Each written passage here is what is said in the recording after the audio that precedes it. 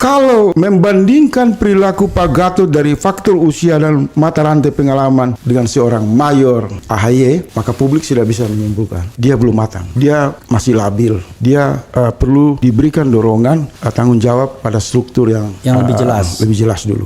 Kalau karbitan politik seperti ini dipaksakan, bukan saja negara hancur, rakyat rusak semua. Bahasa Pak Gatot itu meruntuhkan semua pencitraan palsu yang selama bertahun-tahun dibangun oleh SBY. Ternyata seorang bintang 4 itu memang, walaupun dia belum menduduki posisi jabatan presiden, tapi dia jauh lebih matang. Dengan besar hati mengatakan, kita serahkan pilihan Pak Surya Paloh ini terbaik, karena kita mengambil lebih banyak kelompok di luar perubahan untuk kembali ke jalan kesamaan pandangan untuk perubahan. Kita buang kepentingan pribadi, kita buang kepentingan kelompok. Bahasa ini kalau digunting dikasih kepada Pak SBY, saya khawatir bisa terjadi struk politik.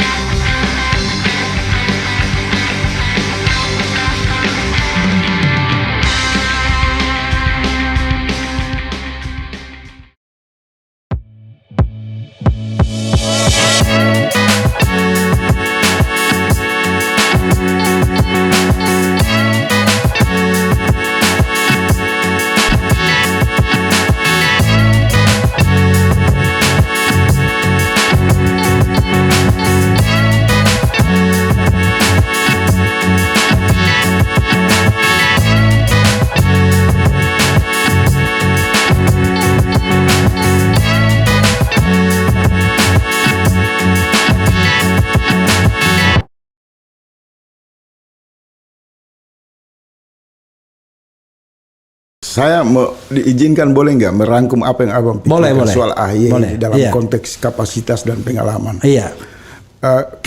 Ketika abang menghadirkan sahabat abang yaitu Gatot Nurmantio, mantan Panglima TNI. Iya.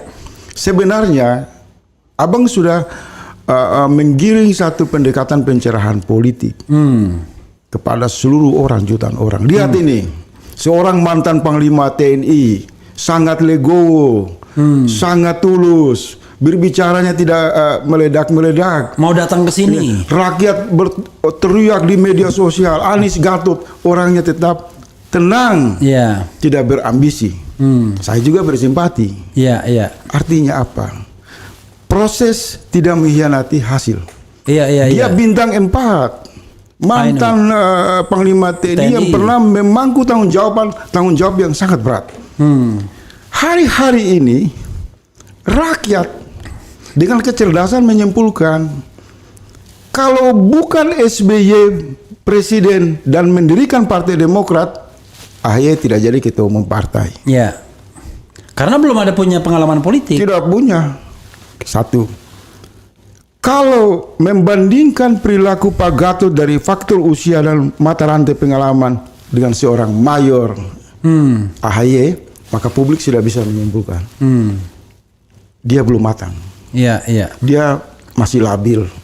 Dia perlu diberikan dorongan tanggung jawab pada struktur yang lebih jelas dulu. Kalau karbitan politik seperti ini dipaksakan, bukan saja negara hancur, rakyat rusak semua. Iya, karena begini, kan saya mau nambah sedikit-sedikit. Oke, silakan.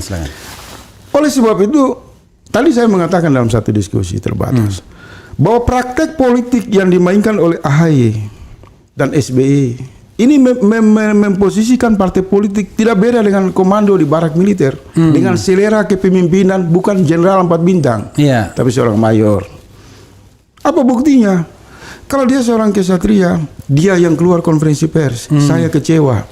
Kenapa Pak Anies mengkhianati saya? Dan dia meminta kepada semua pengikutnya untuk tidak menggunakan kata-kata kasar menyerang sahabatnya, temannya, orang yang pernah dia kagumi. Iya kan? Kita bandingkan dengan Mas Gatot. Mas Gatot ini hebat. Gemetar saya nonton wawancara abang tadi pagi. Kita masih punya negarawan. Dia yang berpeluang harus dicalonkan dengan Pak Anies, dengan besar hati mengatakan kita serahkan pilihan Pak Surya Paloh ini terbaik. Karena kita mengambil lebih banyak kelompok di luar perubahan untuk kembali ke jalan kesamaan pandangan untuk perubahan. Kita buang kepentingan pribadi, kita buang kepentingan kelompok. Bahasa ini kalau digunting dikasih kepada Pak SBY, saya khawatir bisa terjadi struk politik. Bahasa Pak Gatot itu meruntuhkan semua pencitraan palsu yang selama bertahun-tahun dibangun oleh SBY. Ternyata seorang bintang 4 itu memang, walaupun dia belum menduduki posisi jabatan presiden, tapi dia jauh lebih matang. Karena dia pernah punya tanggung jawab. Pak SBY ini kan 3 bintang. Iya. Maka yang dikarbit itu kan Pak AHY. Dipaksa keluar kan sebagai mayor. Pernah nggak dia sadar bahwa dia menjadi tentara itu digaji oleh rakyat? Kita ini bayar pajak miliaran. Dia disekolahkan di Amerika dan lain-lain. Dia keluar hanya untuk jadi ketua umum partai. Yang pengkhianat itu AHY, pengkhianat kepada rakyat. Jadi berhenti menyerang orang lain dengan logika yang tidak bisa dibuktikan. Mari kita merujuk sikap kedermawanan dari seorang mantan Panglima TNI, Gatot Nurmantio. Dan saya berharap, kadang-kadang abang tidak sadar, ini cara Allah. Di tengah kekacauan situasi, 2 orang ini bertemu jelang hari Jumat. Ditonton jutaan orang. Di tempat abang kan sedikit. Itu beredar di Twitter di mana-mana. Saya lihat di Google itu jutaan itu. Kagum sama sifat hikmat dan kebijaksanaannya Gatot Nurmantio. Kita berharap kalau dugaan ada tangan-tangan kekuasaan yang bermain untuk menjegal Caimin, maka yang masih tersisa Gatot Nurmantio bisa menyelamatkan semua ini berpasangan dengan Anies Baswedan. Supaya PKB juga kita dorong untuk membuang semua kepentingan pribadi dan dia berdiri sebagai partai kebangsaan yang visioner, yang sejak awal memang berpolitik dengan cara-cara bijaksana dan tidak hanya memperjuangkan golongannya sendiri.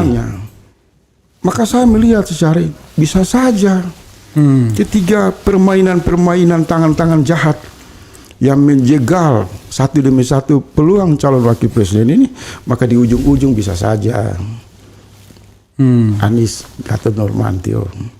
Ingat 2019 saya ada di lingkaran yang sangat dalam tentang proses bagaimana Maruf Amin itu jadi wakil presiden. Jam 9 pagi Pak Mahfud itu masih komunikasi WA dengan saya. Silakan tanya. Iya. Masih saya doakan ya, semoga saya dipilih. Setelah sore tidak terpilih, biasa saja kan? Iya. Situasi-situasi ini bisa terjadi. Hanya saja bodoh. Menurut saya bodoh para politisi Demokrat ini. Mereka harus lebih banyak belajar. Mereka menganggap sudah kiamat keputusan Anies Caimin.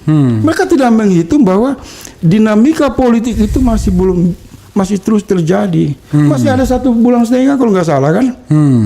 Bisa 2 hari 3 hari di ujung-ujungnya yang muncul itu bukan Caimin. Iya. Walaupun sudah dideklarasi atau kita nggak tahu. Iya. Ada faktor X yang begitu banyak tersedia. Karena kalau kita bicara mengenai yang sah itu ya yang didaftarkan.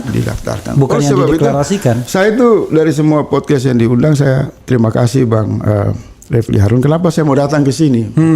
Karena ada satu pembobotan pembicaraan peristiwa yang sangat memancarkan pandangan tauhid saya ke sini. Wah, ini hebat ini dialognya. Karena mestinya Kompas, TV One TV-TV besar itu mengundang Pak Gatot itu. Iya. Itu bahasa yang meruntuhkan semua tuduhan Partai Demokrat. Dia apa adanya legowo. Figur-figur seperti ini yang kita butuh. Ya, ada satu pesan yang disampaikan oleh GN yang menurut saya pantas dicatat adalah soal bahwa yang namanya kompetisi politik harus memberikan wadah juga kepada kelompok lain. Jangan satu arus saja. Iya. Gitu. Kalau enggak ya akan terjadi ledakan. Mungkin kalau ini sudah di ujung acara, saya juga mau menyarankan kepada Pak SBY. Oke. Kita kan tidak mau juga buang batu sembunyi tangan. Iya. Kebetulan ada sahabat aktivis 98 yang juga tanda petik kan masuk penjara di Zalimi, Pak Anas Urbaningrum. Oke. Jadi sebelum jauh melangkah untuk memporak-porandakan situasi ini, saya berharap harus di antara mereka saling berdialog. Jadi kalau kita mengatakan kita legowo, berjiwa besar, kita nasihati pengikut-pengikut kita harus santun, harus tulus. Ya saya juga berharap kapan Pak SBY juga bisa mengundang Anas Urbaningrum untuk berdialog dalam rangka memperkuat Partai Demokrat. Karena Demokrat itu kan punya jejak pengorbanan banyak orang. Dan dari situ nanti kita lihat apakah seorang SBY itu orang yang membangun partai dengan membuang semua kepentingan dan sentimen, atau dia hanya membangun partai dengan satu pandangan kacamata kuda, setiap bangun tidur menanyakan apakah AHY berpeluang jadi cawapres atau tidak. Menurut saya ini harus dihentikan, malu dan norak sekali. Menyakiti jutaan anak-anak muda di Indonesia yang keluar dari rumah-rumah orang-orang miskin. Dipinggirkan dengan pendekatan politik feodalistik. Itu sangat menyakiti. AHY itu nggak ada apa-apa cerdasnya. Saya ketemu dengan kelompok anak-anak muda yang kebetulan dari latar belakang ekonomi yang rendah. Mereka sekolah di luar negeri, cum laude, pintar, cerdas, punya integritas. Tapi ada satu yang saya bangga dari mereka. Mereka tidak bergantung pada bayang-bayang kekuasaan ayah mereka. Mereka bergantung pada perjuangan realitas dan mereka percaya bahwa pemimpin yang bagus adalah pemimpin yang otentik, bukan pemimpin hasil politik kemanjaan orang tua dengan menggunakan fasilitas partai politik atau ormas manapun. Jadi jangan coba-coba kita ini mengoreksi atau melakukan mobilisasi serangan kepada satu figur, tapi kita juga merasa tidak dikoreksi. Hati-hati. Saya itu udah kenyang karena saya disebut tukang kritis oleh Tirto itu kan. Maka ketika orang mencaci maki saya itu saya senang. Itu hak mereka. Supaya menjadi introspeksi juga buat kita. Ya kan? Jangan pencitraan-pencitraan lah. Ya kan? Kalau semalam ini saya lihat bagaimana kawan-kawan wartawan berdiri di luar pagar CKS dan kemudian ada juru bicara dari Partai Demokrat itu menyampaikan pernyataan menghujat Anies Baswedan. Ya kan? Biasanya kan dia duduk di dalam ruangan di CKS, panggil kawan-kawan wartawan, kesetaraan kan, dihargai. Ini di depan pagar, berdiri di luar pagar kemudian menghujat, menyemburkan kata-kata yang menurut saya tidak pantas, mempermalukan SBY, membuat rontok semua nasihat-nasihat SBY tentang kesantunan, tentang budi pekerti, tentang image-image yang berarti selama ini palsu semua. Ini serigala berbulu domba itu ya Partai Demokrat itu sendiri. Bisa saja kesimpulan rakyat seperti itu kan. Kita ini bebas merdeka bisa bicara begini karena kita berharap semua menjadi baik. Tapi kalau tidak mau terima kritik ya udah bikin partai di Goa saja.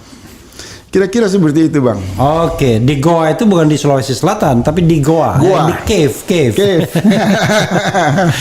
Oke, Bro Faisal Assegaf, terima kasih. Tapi kalau tidak resmi ditutup, rasanya sayang. Silakan Anda closing statement ke kamera. Kepada siapa aja? Berapa menit? Silakan, mau 20 menit, 30 menit, 1 jam, 200 menit. Bebas, free time. Saya sedikit saja.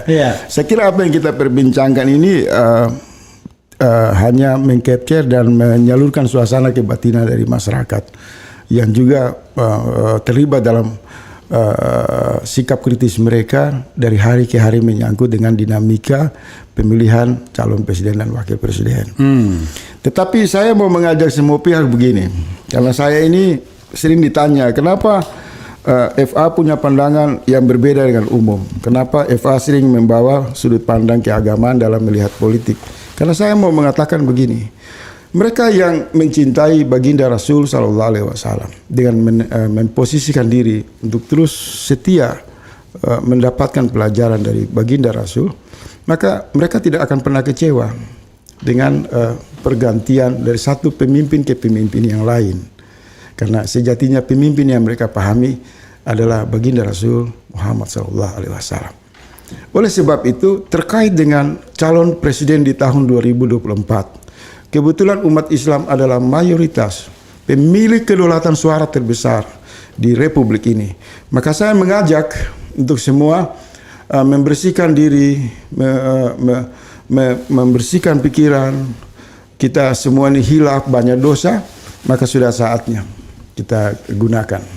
Kita kembali kepada bimbingan baginda Rasul untuk melihat semua peristiwa ini, untuk terus-menerus membangun apa yang diinginkan oleh Rasul SAW, yang sangat dicintai oleh Rasul, disenangi oleh Rasul, bila mana umat itu terus-menerus membangun solidaritas, silaturahmi, saling tabayun, dan buang prasangka, buang kepentingan pribadi. Dengan demikian maka kita melebur pada energi baginda Rasul yang akan memandu kita pada semua langkah-langkah kita yang baik. Dan ingat, ada di dalam politik itu dua kata kunci bagi konteks kebangsaan dan keislaman bagi umat Islam, yaitu pendekatan hikmat kebijaksanaan. Artinya apa? Kita harus selalu punya kontemplasi, perenungan, upaya berpikir yang baik, kemudian dengan tindakan-tindakan yang bijaksana. Kalau kemarahan saya terhadap elit ini dalam rangka untuk menjaga perasaan rakyat. Karena kalau tidak demikian maka ruang panggung akrobat politik yang disajikan oleh para elit ini semakin hari akan seolah-olah mendapat legitimasi pembenaran yang berakibat menjadi pelajaran yang buruk bagi kehidupan berbangsa dan negara. Itu saya yang bisa saya sampaikan. Jangan lupa banyak salawat, dan hanya Allah tempat kita bersandar, bukan partai politik, bukan manusia, bukan pribadi manapun, tapi kita menggunakan hak kita untuk memenangkan yang hak, mengalahkan yang batil. Terima kasih. Wabillahi taufik. Wassalamualaikum warahmatullahi wabarakatuh.